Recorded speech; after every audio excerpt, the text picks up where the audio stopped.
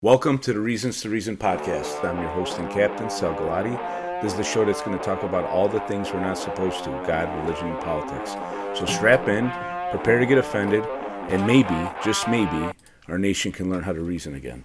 Thanks for joining us for another episode. I trust you're going to find this to be an enjoyable conversation with my friend Donna Adam, who's the founder of Clean Up Give Back, cleanupgiveback.org. She does a lot to keep the environment clean, whether it's picking up trash in the woods or figuring out ways to get plastic bags that are a hard item to recycle reused in various products. I called Donna to have this conversation, and when she, at first she said that, she wasn't really an expert. That's how she described it. And I said, Donna, you've demonstrated more expertise in this area than many of the people that call themselves experts. And it made me think of this idea that people are afraid to contribute, to think about, to talk about these issues because they don't think they have expertise. In the conversation, you're going to hear that some of these experts are actually doing insane things with our money, trying to help the environment, and they're not really doing that. So I'm calling this episode E.P.A. Going Green or Making Green, and we're going to kind of talk about some of the boondoggles that are going on, some of the very practical, cheap, affordable ways we could really help our environment. And without further ado, I'm going to give you Donna Adam. Yes, my name is Donna Adam, and I'm the executive director of Clean Up Give Back. We're an environmental nonprofit headquartered in Des Plaines, Illinois, and we also have chapters in various places. And our mission is creating a cleaner environment through community engagement and inclusion. And what we do at Clean Up Give Back is we do about 100 trash cleanup campaigns a year. Some of those are small cleanups. We have a handful that attract over 100 people, but most of our cleanups are 25 to 35 or 40 people that come out from a company and just do a cleanup in the forest preserve, or we go to areas in the Chicagoland area that need the most help, and we do a helpful cleanup. And the other thing that we do is we are running a very large plastic bag and film drive. And the reason that we're doing that is that there are no other groups that are really collecting plastic bags and film. The municipalities do a very good job of taking the hard plastic and glass and aluminum and cardboard, things like that, and recycling them, but the only place that you can recycle plastic film is through the grocery store. So we have been running a very large plastic bag and film drive, and actually it's the largest in the Chicagoland area. Last year we collected over 21,000 pounds of pliable plastic. I wanted to know did you start this? What was, and actually I have no idea. I'm going to find out right now. That caused you to kind of put the work in. I know it's a lot of work to do these types of things, and you put yourself out there too that could fail, and there's people around you saying, oh, you're wasting your time. I mean, I felt that in many endeavors in my life, but yeah, tell me what motivated you to do it. For a long time, I would go by areas in the Chicagoland area, in the forest preserve and so forth. We have so much forest preserve, and I would go to areas and I would see how littered that they were. And the forest preserve actually has 70,000 acres of land, and they don't have the capability to be able to go in and clean up all of the areas. They go into the park and they clean around the garbage cans, but much of the litter is outside the park. And I would see these areas and I would think that it would really be nice if adults would go out and clean this litter up. And when I started, I envisioned that it would be older, maybe retired people that had a lot of time on their hands that would go out and clean up. But what I didn't know when I started Clean Up Give Back is that there are a lot of groups that need service hours, such as high school kids and the court system. That's great. And I love the environment. I mean, this is a misnomer, I think, in the political realm that, to me, I'm conservative, and part of the conservatism is conserving our environment and our resources. And we're going to kind of dovetail into the second part of the conversation eventually, but seeing all the things our government's doing in the name of being green, and kind of what green are they talking about? Are they talking about money and people making money? And I have my insights into that from personal experience, or are we talking about like green, like keeping our environment green? Want the water clean, want the air clean. Obviously the litter is a very visible thing, and I think it's awesome to get people out there into the environment. I have a line I say, get out of man's fabrication and get into God's creation. I think you have such an appreciation and an awareness of, obviously there has to be a creator when you get out there. I spend a lot of time hiking around the woods, and I love it. But when you're surrounded by buildings and paved roads and stuff like that, you don't see the creation element, and you could get lost and think, you forget about why are we even here, and you get caught up in your monotony of your day. But just teaching people to appreciate their environment, and, hopefully there's some stuff happening in our government now. I mean, the money is available, the money's there, but really making things cleaner, okay?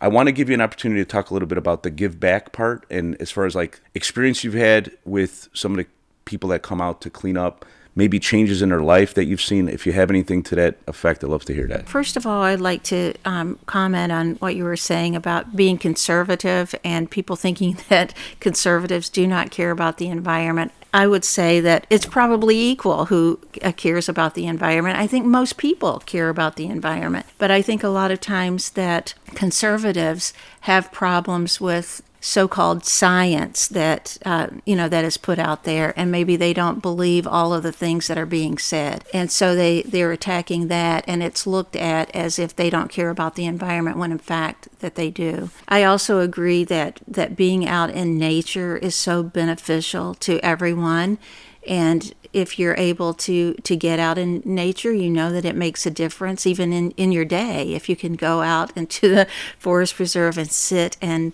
listen, you can hear the birds, you can see the squirrels.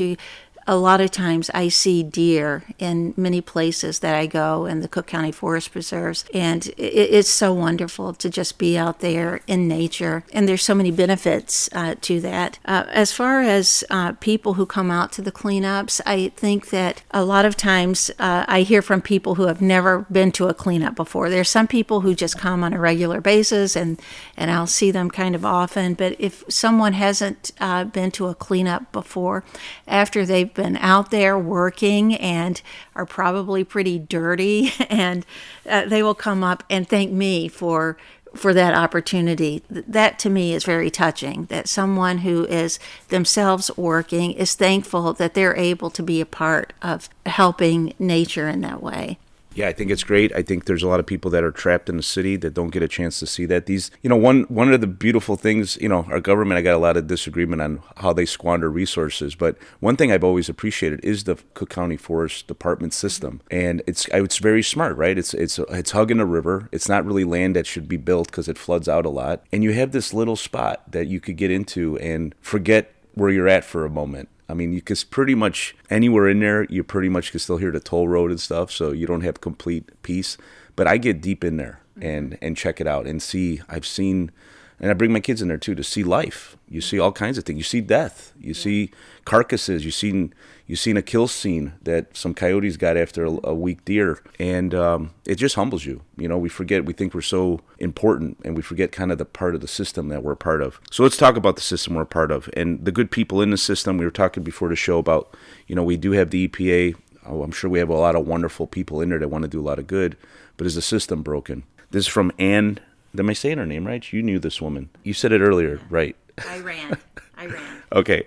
From 1957. I save stuff on my phone that I see come across, and then I'll scroll at night, and I'm like, oh man, this is a great quote, and it's relevant. 1957, she wrote, "When you see that in order to produce, you need to obtain permission from men who produce nothing. When you see that money is flowing to those who deal, not in goods, but in favors. When you see that men get richer by graft and by pull than by work, and your laws don't protect you against them, but protect them against you. When you see corruption being rewarded and honesty becoming a self-sacrifice, you may know that your society is doomed." So how is that relevant? A lot of money being spent to protect the environment, supposedly. I do question the motives of some of these individuals involved in it. I know for a fact, the subsidies and the tax loopholes of like solar farms, for example. It's just a way to pretty much, you park money into it to avoid paying taxes. And this is what props it up. Now, solar panels have their place, sure. I read an article about they're going to bulldoze 400 acres of forest to put in a solar farm. I think that's absurd in Michigan. I mean, in the desert, yeah, maybe. Something I know from personal experience, these solar panels, you put them on roofs of your building, and the thing they don't tell you is your insurance is going to go through the roof because no one wants to cover it, because if they catch fire, which they do, the fire department doesn't want to fight it for fear of electrocution. So these little details that no one talks about. And the biggest detail is their end of life. What happens when those solar panels, their life is over, and that's going straight into the landfill. They don't talk about that either at the EPA. I think a lot of the money is determined by what the EPA sits in their back office and determines that they're going to push for the environment.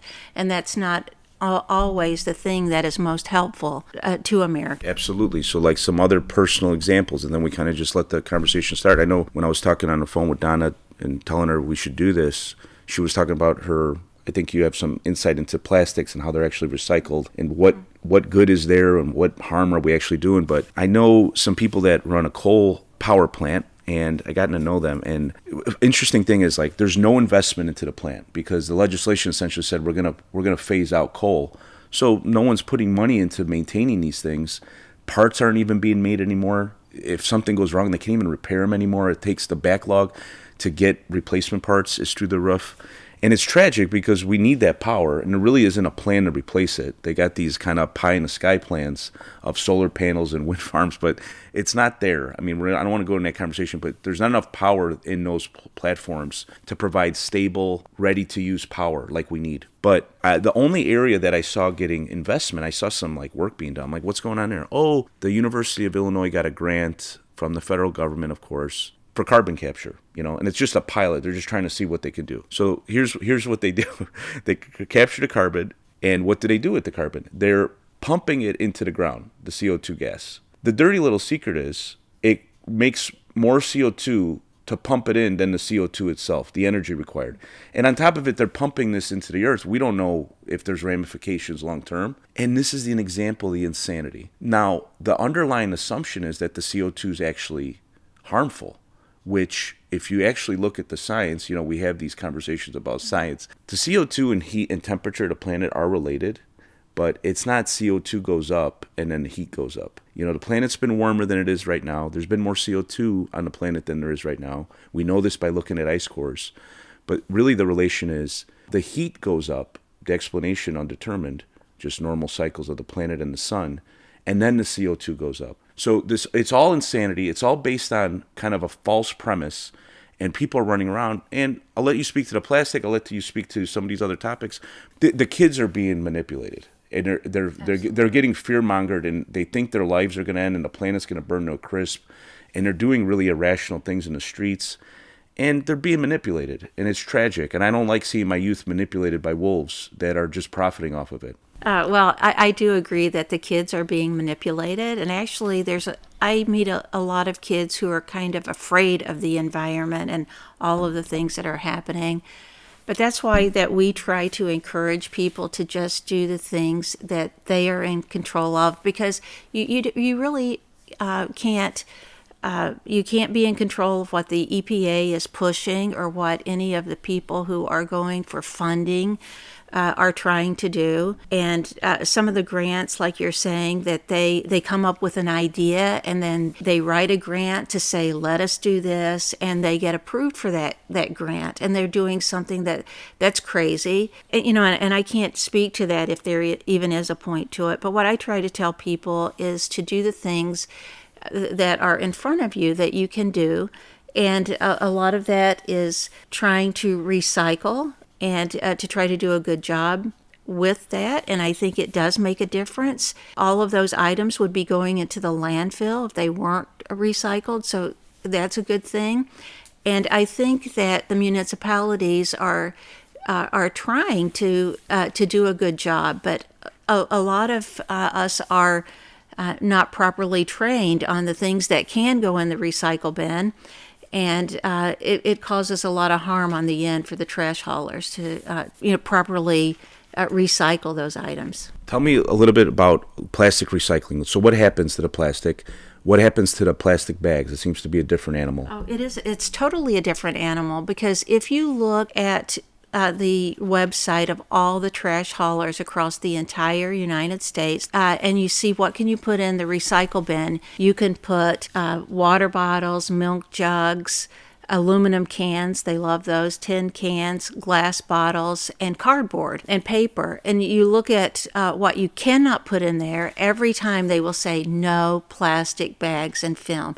Those cannot go in the recycle bin. So most people are putting them in the landfill, or they should be. If you put them in your recycle bin, that actually causes harm on the other end because they're not prepared for those plastic bags. It harms their equipment. If you do want to recycle, what you can currently do is take those to a grocery store. But that's where Clean Up Give Back has a very large effort in the Chicagoland area to put collection boxes in businesses and schools and churches all over. And then we try to get people to collect their plastic bags and film. And those are things like grocery bags, bread bags, bagel bags, the outside casing to water bottles, paper towels, toilet paper.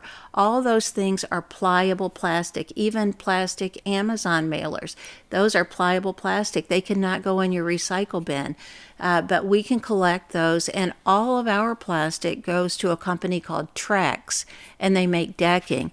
And Trex is the largest maker of decking in the United States.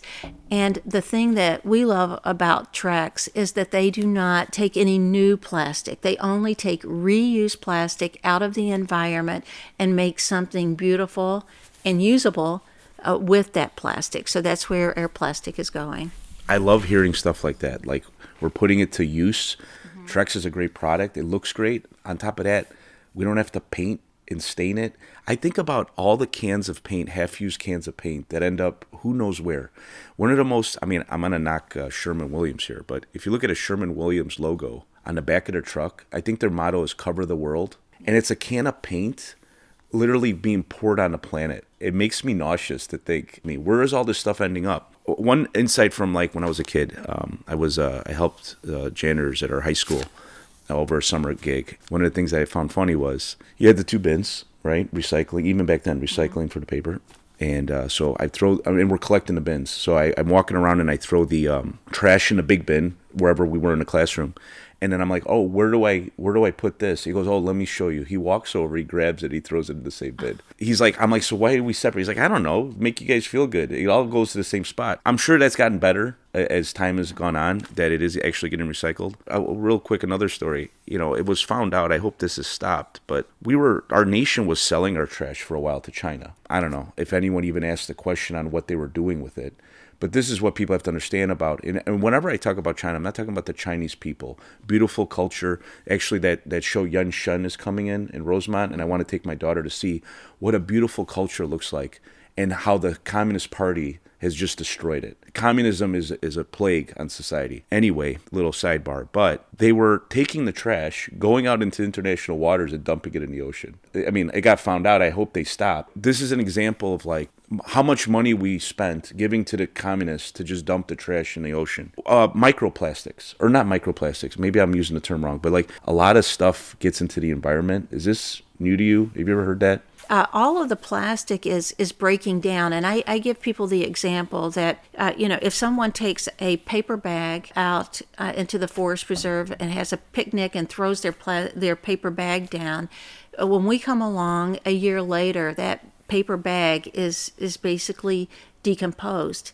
And that's beautiful. It's going back to the environment. But if someone throws a plastic bag, but maybe by the fourth year, if you try to get that plastic bag off of the ground, it's almost impossible. That it goes into a million different pieces. That's really what microplastic is.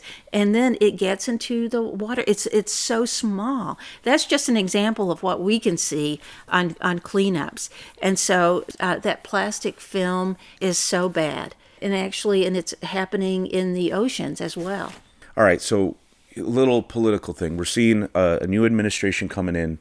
They're shaking things up. I'm loving it, right? I'm a disruptor in the sense of these entities that want to protect these institutions. I think they're viable institutions. We could use them, but they're either out of control, corrupt, or they're completely inefficient. We brought up the FDA before and the CDC. Look, the FDA needs rehauling. How do I know? Well, there's known poison in the food. And if their job is to keep the food safe, and they're approving poisons to get into food, they're not doing their job anymore. And it's okay for me to question that as a citizen. And I don't need a PhD to do that. I'm a citizen, I'm a taxpayer, and I'm questioning these things.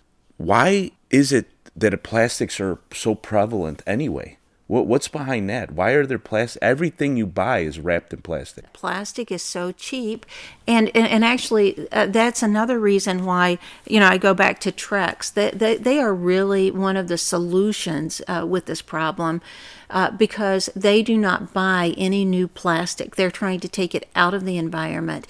And, when you're talking about administrations and so forth, actually, I don't trust any of the political groups to do anything. I say that as citizens that you should, try to do what you can and become educated. And if you're able to be more educated, then you can question all of the things and then maybe make an impact that way. Because actually, I think that it has to come the other way. It has to come up from the people, being educated as to what they're doing. I think most people are upset, whether you're on the left or the right, that most people are upset about what is happening with the environment and that you cannot even drink a bottled water without having some microplastic. I think a lot of people are upset. I think it's what are we pursuing as the solution? Again, it's the underlying premise. If your concern is carbon in the atmosphere, and that if by burning coal to make power that we need is inherently killing us, versus, hey, you know what? We got plastics everywhere, and so you said it's cheap. So how do you solve that? I mean, I'm a businessman and I'm a small government guy, but you got to make the cost go to the entity causing a problem. The companies, if they're not paying for the environmental impact of the plastics, they're going to continue to use the cheap product. So can we get away from some of these plastics? Yeah, it's really interesting. So I had a guy come from the EPA about a year and a half ago to see what we were doing. And He wanted to shut you down, I bet. every day we take a van full of plastic to have it smashed down to go to Trex. Every single day except Sunday, we take a full van load of plastic. The EPA guy came and he was really impressed about what we were doing. And at the end of the conversation, I said, why is it that you guys are spending billions of dollars trying to convince everybody that they need an electric car? You don't even, at the end of the life, you don't even measure what that battery is doing to the landfill. And I learned that on a call. They took my question and they said they don't even measure that. I said, you're trying to convince people of all of these things. I said, but the plastic film problem is in everybody's household, and you don't even spend a dime on it. And he said, there's no money in that. That was from the EPA. So there's your answer. I mean, we've talked about it before. I've said the quote from the Bible before that Jesus said, "You cannot serve two masters because you'll love one and you'll hate the other." And when he was speaking of that, he was talking about money. And money is a god for many people. So these institutions, if they're run by greed, which they are, I think, at this juncture, you're going to get certain results. If they're run by the good, by God, by morality, you're going to get other results. So how do we fix that? From the ground up, sure. I mean, we live in the system we have is the only one where people can elect people that execute their will. It's never going to be done perfectly. It's a big behemoth. We're trying to turn around the Titanic here. But if we could get some of these institutions focused on doing the good versus pursuing financial interest, I think we'll make some more progress. Talk about your next campaign going up. I'll put all this stuff in the show notes. We have some initiatives that we kick off at Earth Month, which is April. One of the things is that we ask for people to host a box for the plastic bag drive. So if anybody has in their company wants to host a plastic bag drive, we make it very simple for them. We bring a box that is decorated by students, something about the earth, and we give them a flyer to let everybody know what can be put in the box. And then at the end of Earth Month, we'll pick up that box from their location. So we try to make that very easy for people. And another thing that we have is we have in the Chicagoland area, we have a big 5 cleanups. We're doing a beach cleanup. We do a couple in the forest preserves. We do one in East Garfield Park, which is one of the most needy areas in the Chicagoland area. So they're on our website, and anybody can sign up for those to do the cleanups or bring a large group. The other thing that we've done, Sal, is we have created a reusable tote, and we have a reusable tote initiative for Earth Month. And these totes sell for $3, and we try to get people to use a tote and not get bags from the grocery store when they go. April 12th, I think, is our first Earth Month event, and that's going to be at Axe Head Lake. Those details are on our website. In conclusion, I think where we arrived at is some of these systems are broken. And money is running the show. You had the EPA guy say, well, there's no money in that. So if we redirect the money to do things that are actually knowingly going to help the environment, keeping it clean. I mean, your organization probably runs lean and mean. If the EPA were to give you a little cash to build out what you're doing, that would be what I wanted to do. It's not grants to capture carbon, to pump into the earth that cause more carbon for the energy to push it into the earth. These solar panels, these batteries, they're getting into landfills. No one's thinking it through. And it's not because they're stupid. It's because they don't care and the money's being made. All this stuff getting into our water. I mean, I'm a parent, I hate thinking about, we filter the water, we filter the air, but it's so unnecessary. We're just polluting everything. And we have this group like the EPA. I don't think it's focused where it needs to be focused. Clean air, clean water, clean land, and let's educate our people on what's really the culprits here. I'll let you wrap it up with the final word. Oh, well, thank you for letting me be here today and talk about the work that we're doing. And everything that we do is, like you said, very simple, and we do run lean and mean. And but we are working at the lower level, trying to educate students and individuals about how they can help in the environment. And appreciate being here. Thank you. This is America, right? You see a problem and you fix it. And if the government would get out of our way, God forbid, help people like you. But all we're asking for them is to get out of your way. I think this country's got a bright future ahead of it. So thanks for joining us, and I'll catch you guys soon. Thanks for joining us for another episode. I hope I got you thinking and out of your comfort zone. Believe me, the biggest fear your government has is a population that is thinking and talking to one another. So get out there, take a risk, start a conversation, make a friend, and reason with each other. Share the show with someone who you think needs to hear it. I wish you peace and love.